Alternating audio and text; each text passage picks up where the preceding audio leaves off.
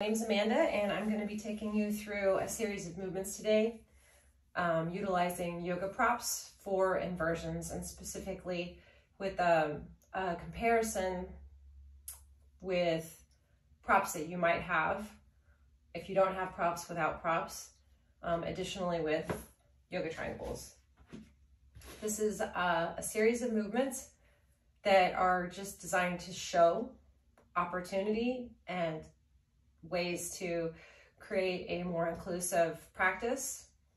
Additionally, this is not to serve as sequencing or reference material, but just bite-sized experiences of how to explore utilization with these props. So thank you for being here. Okay, the first thing we'll begin with today is a supported down dog with wrist stabilizers. We'll start with the traditional down dog without any props. Traditional down dog, tabletop position, core engaged, arms extended in front of the shoulders, toes curl under, knees lift, hips lift, chest pushes through. Heels may or may not come to the ground in this variation. Let's come out of downward facing dog, release the knees, move the hands back to under the shoulders. Let's try that one more time. Tabletop position, arms extended in front of the shoulders, fingertips close to the edges of the mat so that shoulders can wrap. Knees lift, toes curl, hips lift. Shoulders stay engaged, drawing down toward the hips, away from the neck. Soft bend in the elbows. Heels may or may not touch the ground in this variation. Let's come out of this pose. Release the knees. Move the hands to back under the shoulders. And the variation with blocks. We'll play with blocks now. So your block has 3 heights: flat, on its side, and highest height setting. For me, if I was going to use blocks for downward facing dog to stabilize the wrists, I would grab the block, wrap my fingers around the block, place the blocks where the hands would go. Same thing, extend the hands and the arms out in front of the shoulders, curl the toes under, lift the knees, and wrap the shoulders. Press the chest through. Heels may or may not touch the ground. You could also play with turning the blocks on their sides, gripping, extending, lifting the knees, and this gives you more of that wrist stabilizing sensation that we need to focus on when we're in downward facing dog. Heels may or may not touch the ground. I would not turn the props on their highest side. Save that for another day. That's moving into the space of canes. Don't have any canes to demonstrate with today. Last way to look at this and explore this is with the triangle. Triangle's got a bunch of different heights, angles, and utilization. So we've got peak side up, landmark side down, or we have flat. I prefer flat because depending on how wide your hand is, you can move your hand up or down on the triangle and have a particular place that you can grip. So I like right about here, and I like the landmark turned in. Same thing here, I can really wrap my shoulders in this variation. Heels may be lifted, heels may be lowered, head and chest can press through here. Another option is to utilize the peak. So peak pointed up, landmark pointed down, heel of hand at the peak, pressing the chest back and through.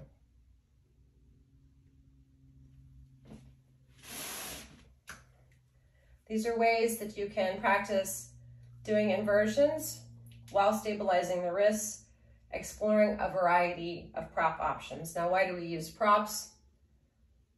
Lots of reasons. Mostly they're a tool. That's the frame that I use, the lens that I come from when working with props. I think of them as a tool. One of the things that I think is unique about exploring working with props is this idea that you're still encouraging creative movement and playfulness. So you're not just doing the same thing over and over again, and your body benefits from these changes. It keeps both hemispheres of the brain active. You'll also find that over time, if you have a varied practice, you're essentially cross-training.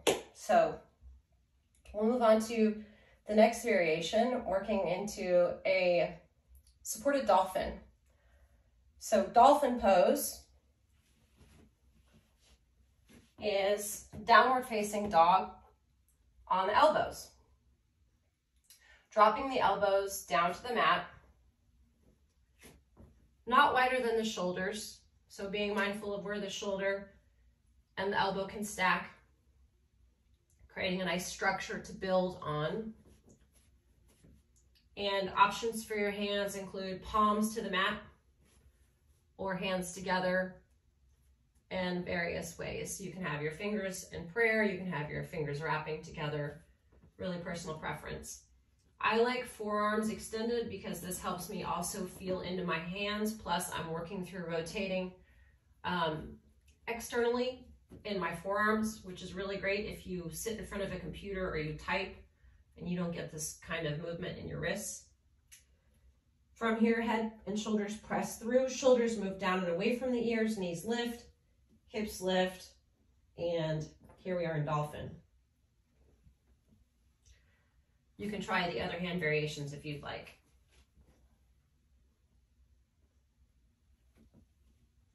A couple of things about this pose. Very easy to collapse into the shoulders. Make sure that you are pulling the shoulders down and away from the ears. I like a slightly rounded upper back in this variation. It helps me stay engaged in my muscles of my mid and upper back.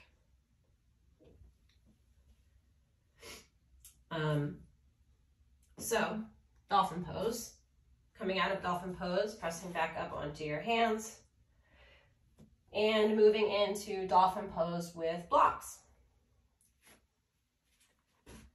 Your block can serve as a space holder for the places that you need to mark to hold various lines, alignment. If you type a lot and your bones turn out in your shoulders or your arms, you do this a whole lot, you'll have natural turnout, internal rotation. So working on this external rotation is going to be really helpful for these types of variations. Working with a block, you can turn the block flat on its side. You can turn it up on its second highest or third highest, or you can have it pointed to you. So lots of options with the block in this variation. Be mindful of the space that you want to hold between your forearms for dolphin. So this might mean that you need to shorten the space, work with the shorter side of the block, or widen. And this is going to take some time to explore. I like to press the blade edges of the hand into the mat and press the palms together to keep my elbows close. Coming into tabletop and bringing the elbows to under the shoulders. And then from here, knees lift, hips lift, and chest and head press through. And props are really nice because you can feel the structure of your bones in your body while you're in the pose. Again, exploring the different settings for the block shape.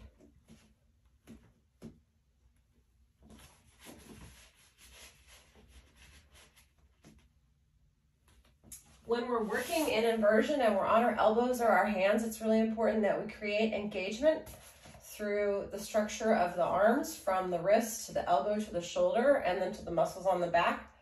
So by having engagement in your fingers and your hands, you can actually activate and create more dynamic connections in all of the muscles in your arms and down your back. So I'm a big fan of activating the hands in any of these variations, however possible.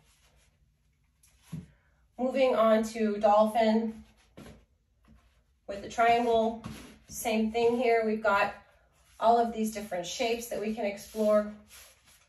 I personally like a right angle.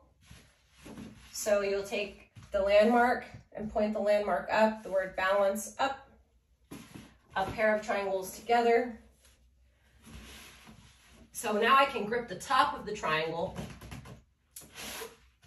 the back of the triangle, and the edges of the triangle, which really helps me turn on and pull all of those muscles down my back, keeps my neck long. Same thing here, pressing the hands together, pressing the elbows down, extending back and through.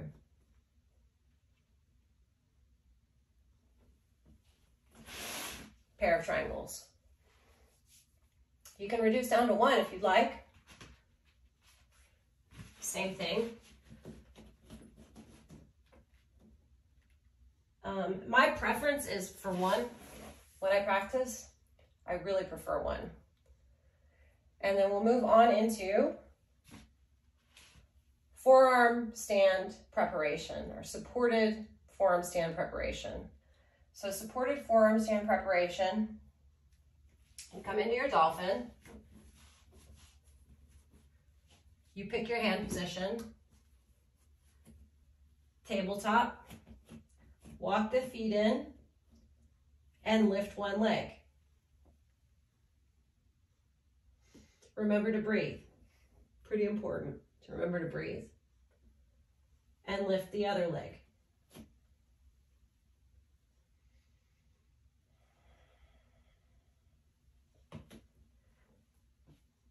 And release.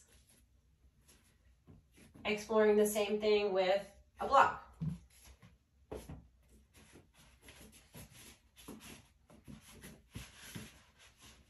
Tabletop.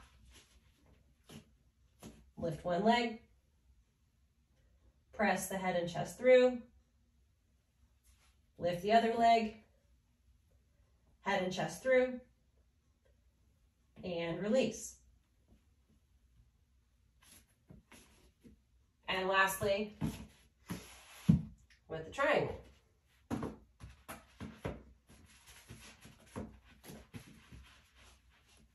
Find your position, lift the knees, lift one leg, lift the other leg, and release.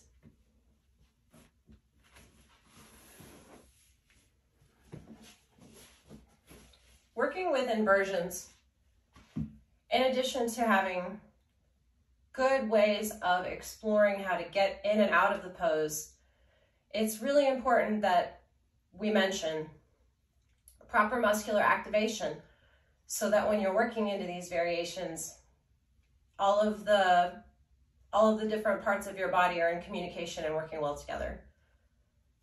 So I'm going to just briefly talk about forearm stand and the muscles necessary to be engaged in forearm stand.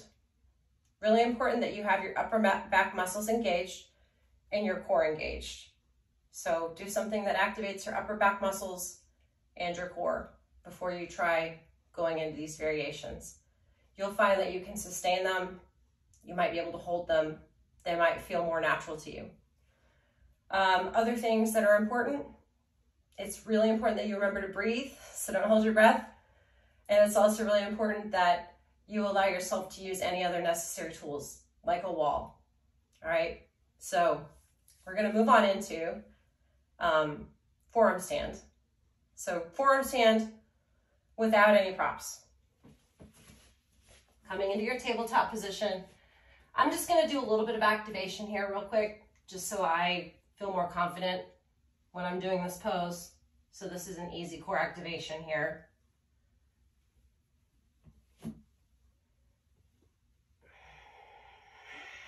Remember to breathe.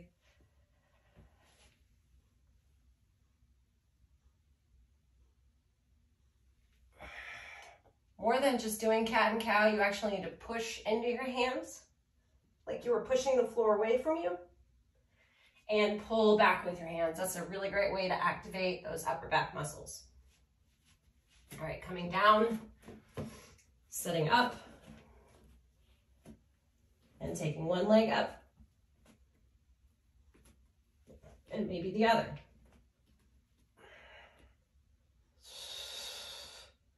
Remembering to breathe. You can play with leg variations as you find your counterbalance once you've gotten upright into this variation. And also knowing when to come down. Not collapsing into the shoulders, really important. Without a prop, with a block.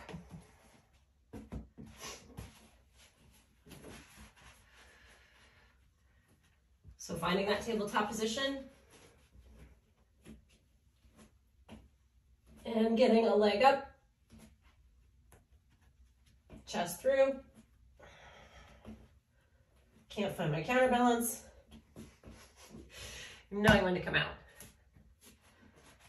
And lastly, with a triangle. Again, I like the right angle. I will say, what I've learned about this position is because the triangle won't tip back, you can actually hang here and counterpose a lot longer with greater ease with the triangle. And that's helped me develop confidence over time in my forearm stand.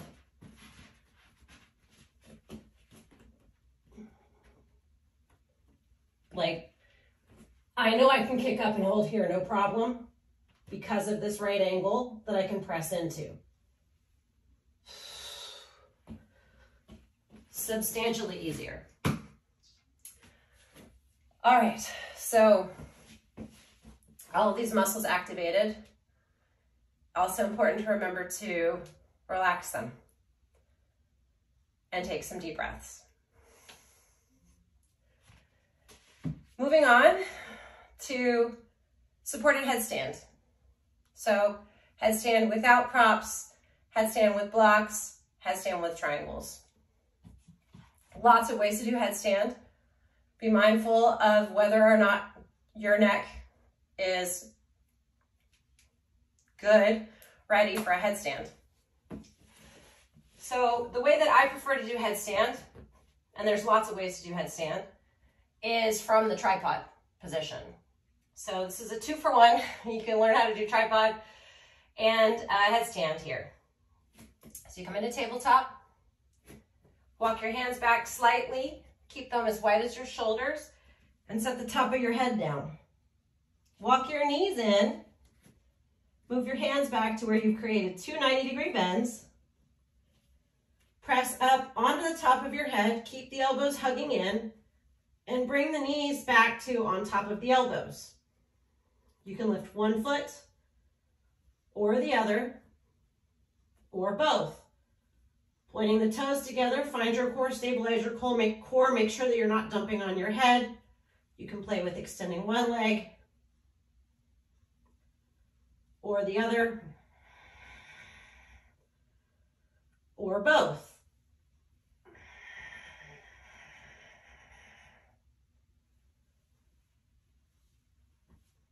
So there's your headstand, your tripod headstand.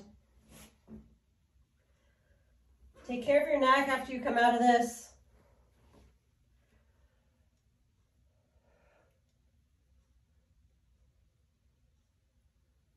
BTW crunchies are normal.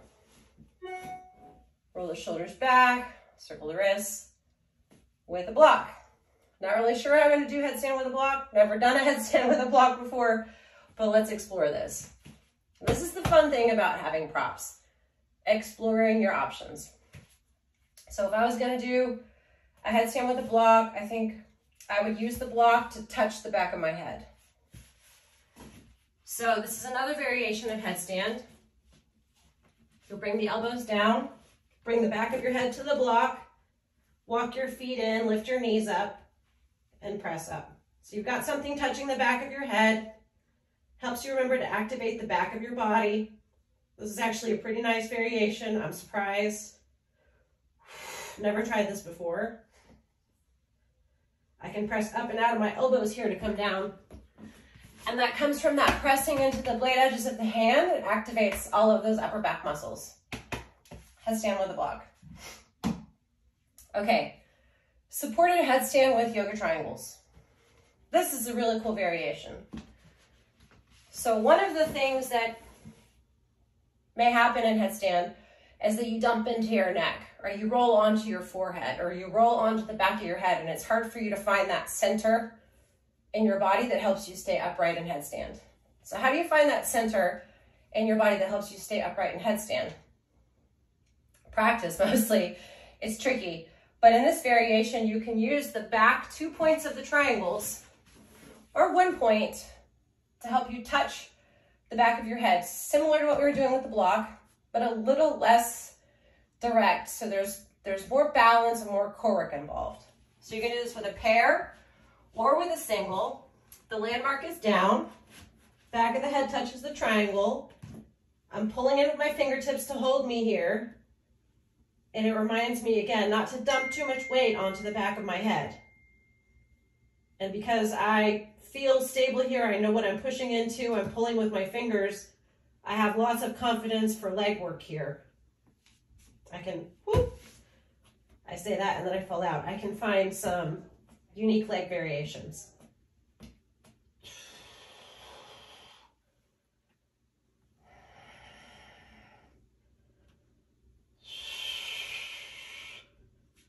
Anyway, I won't spend too much time playing. This is a series of pose breakdowns, poses without props, poses with blocks, and poses with triangles. I hope that you found this to be helpful so far. If you're still watching, thank you.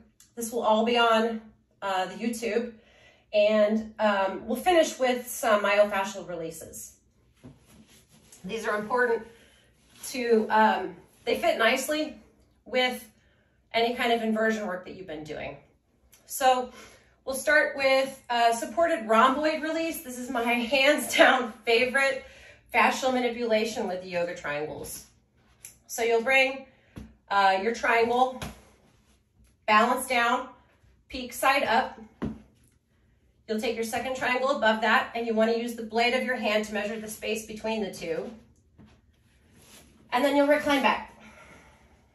As you come back, you want to be able to squeeze the back of your shoulder blades into the triangle and let the head rest back on your other triangle. And then from here you can butterfly the arms, snow angel the arms, do these circular movements, and you'll feel the triangle getting right between the back of the shoulder blades. This feels so good. And you might even get some adjustments. Excellent after you've been doing a lot of work that turns on the muscles of your back. Also excellent if you have a hard time laying flat on your back in corpse pose. And the last variation we'll do, and this can be done with a block or a triangle, is a Serratus anterior release. So for a moment, look at my shoulders. I want you to just notice where they are. So look behind me, notice what's behind me, notice where my shoulders are. All right, we're gonna do that again in a minute and you'll see the difference here. So for this variation, you wanna reach down your arm, 4 fingers, using the hand as a unit of measurement, and find the belly of the muscle. And press your fingers into the belly of the muscle, hello. And we're gonna put this point on the bony blade edge, the bevel of the triangle or block. Right, here I'll do a block so we can see what this looks like on a block, because I'm sure not everyone has triangles. Arm needs to be fully extended underneath you, and you're gonna roll that muscle. How long?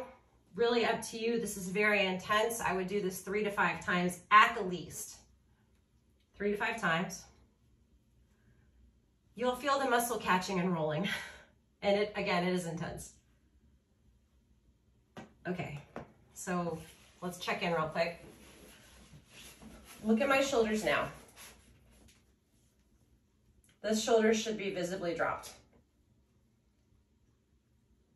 Okay, first step. Second step, going under the arm, 4 fingers under the arm, between the ribs, between your intercostal rib spaces. Same thing, arm extends. You find that point and you roll. Okay, you want a treat? You find the point and you roll. Equally intense, you'll feel muscles moving down, away, things gliding and sliding. And from here you'll press up, and again we'll check. Just look at the shoulders. So visibly dropped. I actually feel a release in the cheek, the jaw, and the side of the neck. All of these tissues are tied together, so myofascial release is really great to help you remember how connected the body is, especially if you're more focused on performative exercises, right? Like you want to get this pose, or you're trying to get this, you know, hit this goal. Myofascial release will help you remember how interconnected the body is. So we'll do the same thing on the other side, so we're not crooked. Use a triangle this time. Again, 4 fingers down into the belly of the muscle, split the belly of the muscle. Put that point directly on the triangle. Fully extended arm, roll the muscle. Okay, bye. Roll the muscle. Again, how long? Oh, at least 3 to 5 rolls.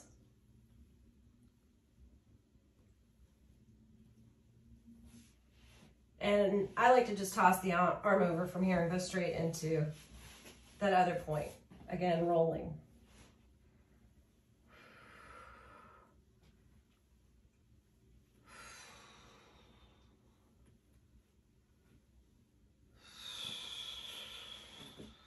And then check.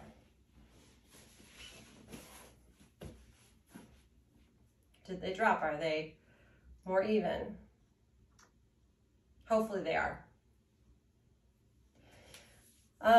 Okay, well, I hope that you found this to be helpful, informative, useful information.